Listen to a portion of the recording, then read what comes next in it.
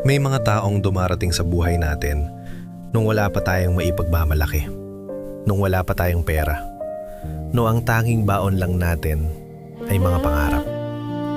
Sila ang mga taong naniwala sa atin bago pa man tayo paniwalaan ng buong mundo.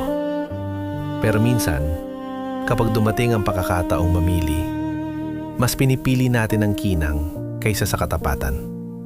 Mas pinipili natin ang marangyang pangako kaysa sa taong handang samahan tayo habang unti-unti nating binubuo ang ating mga pangarap. Hindi natin namamalayan na ang kinang na hinahabol natin ay maaari palang maging apoy na unti-unting susunog sa ating pagkatao. At kapag huli na ang lahat, doon lang natin mauunawaan na hindi lahat ng mukhang magandang buhay ay tunay na masayang buhay. Magandang araw, Kuya Dean. Isa po akong tahimik na tagapakinig na inyong programa. Matagal ko nang gustong ibahagi ang kwento kong ito. Hindi para manisi, hindi para makigante, kundi para magsilbing paalala na minsan, ang pinakamalaking pagkakamali sa pag-ibig ay ang bitawan ang taong tunay kang minahal dahil lamang sa pag-asang may mas hihigit pa. Ako po si Mara at ito ang kwento ng pinakamalaking pagsisisi sa buhay ko. Sa isang maliit na talyer sa gilid ng kalsada, doon nagsimula ang pagmamahalan ni Mara at Leo. Si Leo ay isang simpleng mekaniko, masipag, tahimik, at kahit madalas ay grasa ang nasa kamay, malinis naman ang intensyon sa babaeng mahal niya. Leo, kumain ka muna. Kanina ka pa dyan sa ilalim ng kotse. Sandali na lang, Mara. Matatapos ko na to. Sayang din ang kita. Pandagdagi po natin. Ipon na naman? Parang lagi na lang tayo nag-iipon. Oo naman. Kasi hindi habang buhay mekaniko lang ako. Balang araw, magkakaroon tayo ng sarili nating car showroom. Hindi lang ako mag-aayos ng sasakyan. Magbebenta rin ako. Aangat tayo, Mara. Pangako.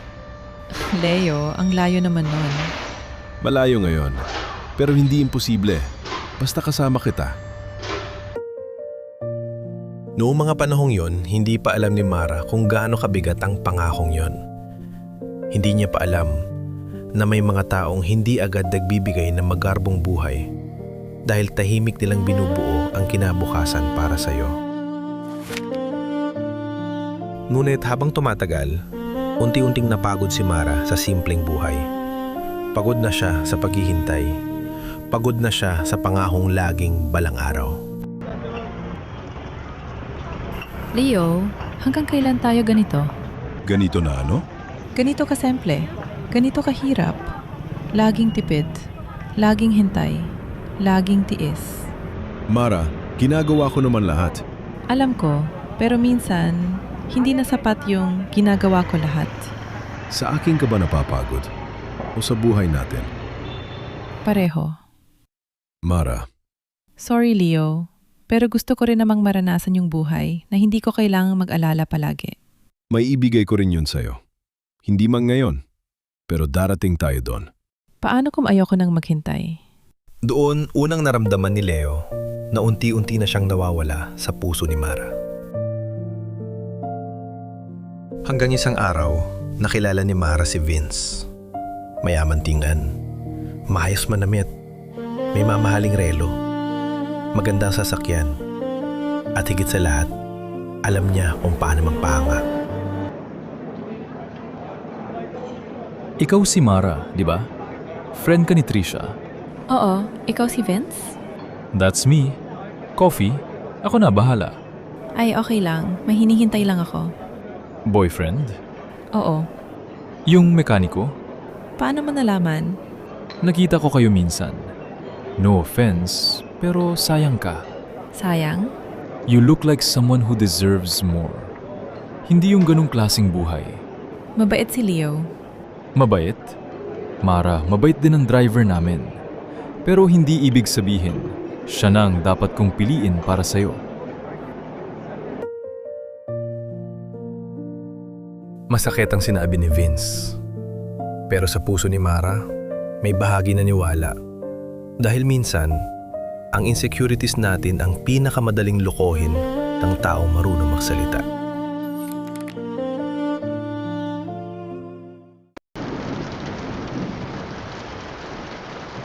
Dumating ang gabing kinatakutan ni Leo. Ang gabing bitbit niya ang maliit na cake para sana sa mansyari nila ni Mara. Pero ang hindi niya alam, may mas mabigat palang dala si Mara. Uy, sakto dating mo. May surprise ako. Simple lang pero... Leo, kailangan nating mag-usap. Bakit? May problema ba? Ayoko na. Ayaw mo na saan? Sa atin. Mara? Hindi na ako masaya. Hindi ko na nakikita yung sarili ko sa ganitong buhay. Akala ko sabay natin naabutin yung pangarap. Pangarap mo yon, Leo. Hindi ko alam kung pangarap ko pa rin. Mahal mo pa ba ako? Hindi ko na alam. Kung pagod ka, pahinga tayo. Kung nahihirapan ka, kakayanin natin. Pero wag mo naman akong iwan. Sorry. May iba na ba? Hindi yun ang point. Pero meron. Leo, Sige, kung yun ang gusto mo, hindi kita pipilitin. I'm sorry. Ako rin. Sorry kung hindi ako naging sapat para piliin mo. May mga paalam na hindi sinisigaw. Walang malaking eksena. Walang galip. Pero kapag narinig mo, parang may parte ng buhay mo ang biglang namatay. Hindi nagtagal, naging si Vince at Mara. Sa simula, parang pangarap ang lahat. Mamahaling restaurant, branded gifts, magandang sasakyan, at mga salitang matagal lang gustong marinig ni Mara. See? Ganito dapat ang buhay mo. Hindi yung kakain kayo sa tabi-tabi, tapos amoy gasolina pa boyfriend mo. Vince naman, wag mong sabihin yon. Bakit? Totoo naman. Mara, you're with me now. Dapat masanay ka na sa level ko. Level? Yes. Ayoko ng cheap. Ayoko ng ordinary. Ayoko ng nakakahiya. Hindi naman nakakahiya maging simple. Depende kung sino ang kasama mo.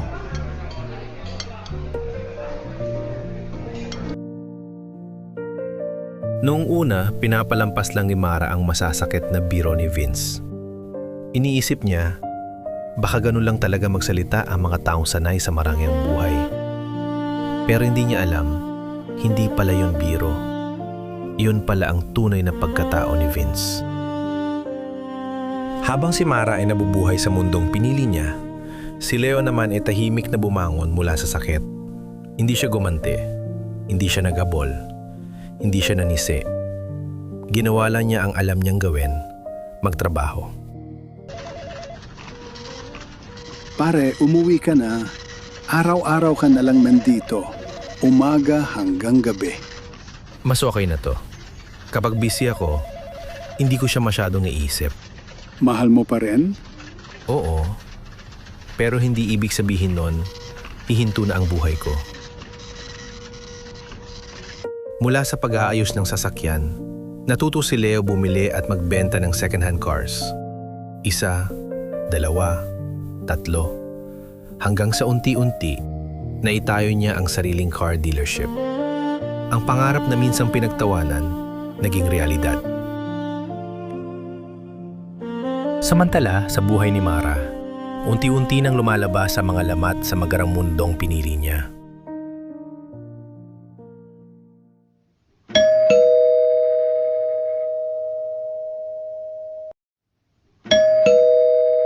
Sandali lang po. Good afternoon, ma'am. Nandyan po ba si Mr. Vince Ramirez? Wala pa po. Bakit po? Regarding po ito sa overdue accounts niya. Credit card, car loan, personal loan. Several months unpaid na po. Overdue? Baka nagkamali po kayo. Fully paid daw yung car niya. Hindi po, ma'am. Actually, nasa final notice na po ito. Anong ginagawa mo dito? Sir, kailangan na po namin ng payment commitment. Sabi ko, tatawag ako sa office nyo. Umalis ka. Sir, ilang beses na po kaming tumawag. Umalis ka. Vince, ano yun? Wala. Wag mong pakialaman. Paano naging wala? Sinabi niya baon ka sa utang. Mara, hindi lahat ng bagay na intindihan ng babaeng galing sa wala. Galing sa wala? Hindi ba totoo? Doon unang naramdaman ni Mara ang takot. Hindi dahil sa utang, kundi dahil sa paraan ng pagtingin sa kanya ni Vince. Parang hindi siya minamahal. Parang pag-aari lang siya. Lumipas sa mga linggo, mas lumala ang sitwasyon. Ang dating mamahaling regalo, napalitan ng bills. Ang dating sweet na salita, napalitan ng sigaw. At ang dating pangarap na buhay, naging kulungan. Vince, bakit may loan under my name? Kailangan ko. Kailangan mo? Hindi mo man lang sinabi sa akin. Kung sinabi ko, papayag ka ba? Hindi, kasi pangalan ko yon. Then exactly. Kaya hindi ko sinabi. Hindi mo pwedeng gawin yun sa akin. Mara, tigilan mo ako. Ginusto mo to, di ba? Anong ginusto ko? Iniwan mo yung mekaniko dahil gusto mo ng magandang buhay. Ito yun. Ngayon, panindigan mo. Hindi ko ginustong lokohin mo ako. Huwag mo akong sasagutin. Vince, nasasaktan ako. Bitawan mo ako. Then stop making me angry. Hindi kailangan may sugat na nakikita para masabi na sasaktan ka. Minsan, ang pinakamalalim na pasa nasa loob, sa dignidad, sa tiwala, sa pagkatao. Isang araw, nagdesisyon si Mara na maghanap ng trabaho. Gusto niyang makaipon, gusto niyang makaalis. At sa hindi inaasahang pagkakataon, dinala siya ng tadhana sa isang lugar na pag-aari ng taong minsan niyang binitawan. Ma'am, please wait po. Tatawagin ko lang po yung owner. Owner? Yes, how can I... Mara? Leo, Ikaw pala. sa'yo to? Oo, hindi pa ganoon kalaki. Pero sa akin na. Hindi maliit to, Leo. Ang ganda. Salamat. Kumusta ka? Okay lang. Hindi ka okay. Leo, please. Huwag na yon. May ginawa ba siya sa'yo? Wala. Mara, Hindi ko alam kung paano ako napunta sa ganito.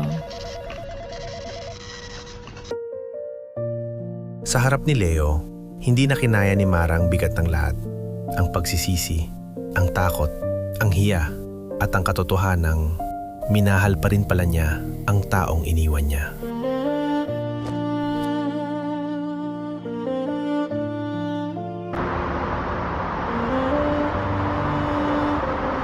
Bakit ko ginawa to? Bakit ko siya iniwan? Ginagawa ko lahat, Mara. Para sa atin. Sana naniwala ako. Sana naghintay ako. Sana hindi ako nasilaw. Minsan, huli na natin nare-realize na hindi pala mahirap mahalin ang taong simple. Ang mahirap ay ang mabuhay kasamang taong may lahat, pero walang respeto. Akala ni Mara, doon na matatapos ang araw. Pero nakita siya ni Vince, at sa harap mismo ng showroom, lumabas ang tunay niya ugali.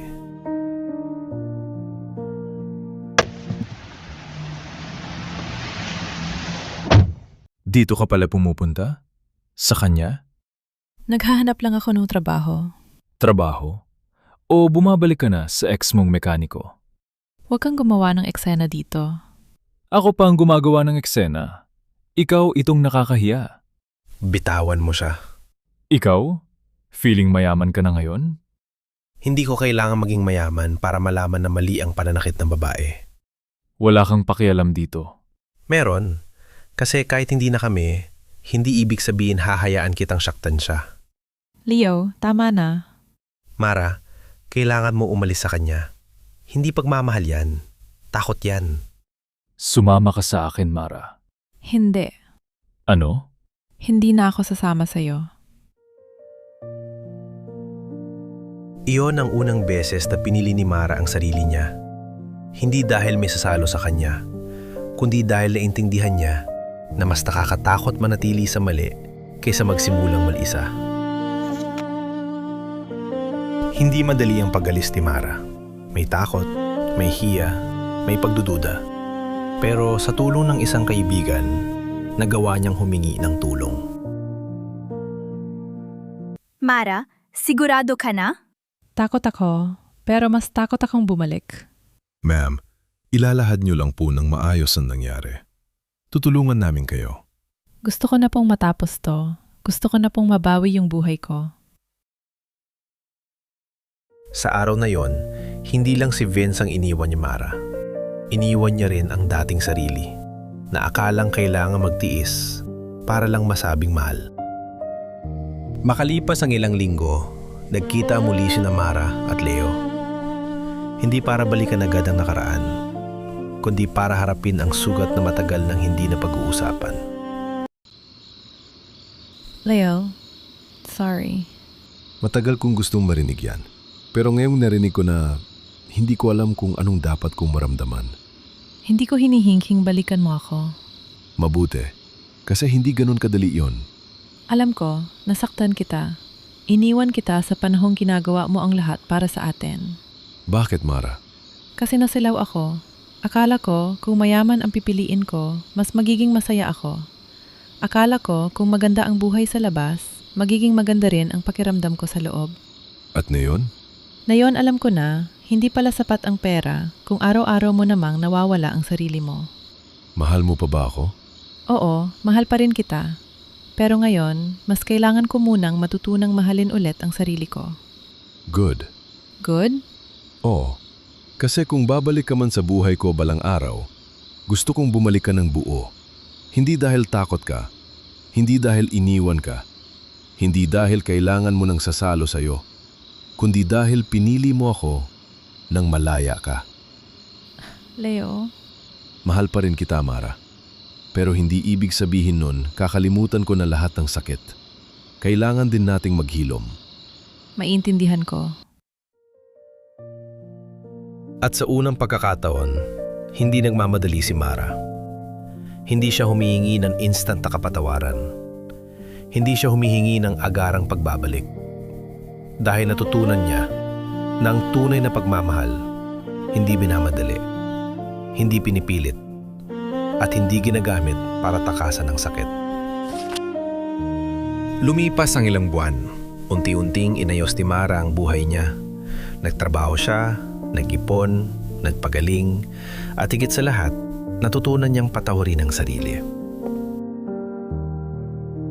Kumusta ka na? Mas okay.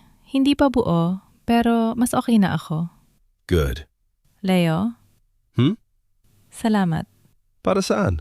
Dahil hindi mo ako sinukuan bilang tao, kahit sinukuan kita bilang mahal mo. Hindi ko alam kung saan tayo pupunta pagkatapos nito. Okay lang, hindi na ako nagmamadali. Ako rin. Pero kung sakaling dumating yung panahon na kaya mo na ulit akong tingnan ng walang sakit, At kaya mo na rin akong piliin ng walang takot. baka pwede nating simulan ulit. Hindi bilang pagpapatuloy ng dati, kundi bilang bagong simula. Tingnan natin. Tingnan natin. Hindi lahat ng taong bumabalik dapat tanggapin agad. At hindi lahat ng nasaktan dapat magpatawad agad. Pero may mga pag-ibig na hindi nauubos. Kailangan lang munang dumaan sa sakit para matutong magmahal ng tama. Si Mara, nasilaw sa kinang ng buhay na akala niya ay para sa kanya. Si Leo, nasaktan, pero hindi nagpadala sa galit. At si Vince, naging paalala na hindi lahat ng mukhang mayaman may kakayahang magmahal na may respeto. Dahil sa huli, hindi mahalaga kung gaano kamahal ang regalo. Hindi mahalaga kung gaano kaganda ang sasakyan. Hindi mahalaga kung gaano karangya ang buhay na ipinapakita sa iba. Ang mahalaga kung sa likod ng lahat ng iyon, may respeto, may tiwala, may kapayapaan, at may pagmamahal na hindi ka kailangang saktan para lang sabihing mahal ka. Minsan, ang taong akala mong kulang, siya palang tunay na sapat. At ang taong ipinagpalit mo sa kinang, siya palang ilaw na matagal nang gumagabay sa iyo.